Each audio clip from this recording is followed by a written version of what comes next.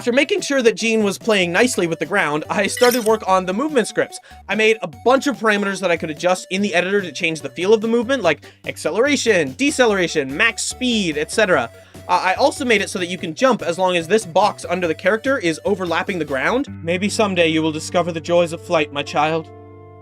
But today is not that day. I think it's really important to keep the character feeling responsive while jumping, so I spent a lot of time tweaking the jump so that you can adjust the height based on how long you hold the button. And when you release the button, you immediately start following. Yes, I know this is how Hollow Knight works. It's not my fault Team Cherry basically perfected 2D platforming. It would be nice to be able to explore more than just a flat plane, so I expanded the level a bit, and since I'm such a helicopter parent, I wanted to make sure I could keep a constant eye on my boy.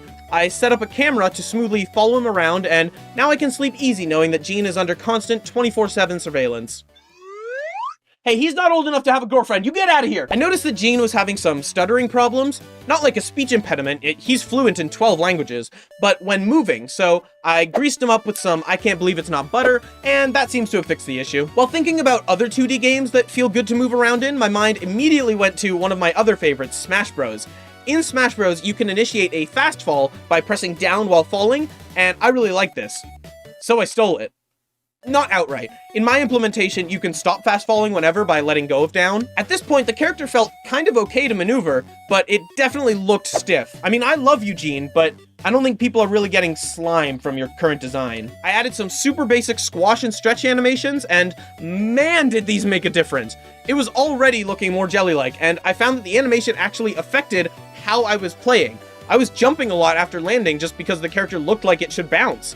I also added an eyeball so that you could see which way Gene is facing. Oh, to be that little slime, opening his eye and gazing around him at the beautiful world for the first time.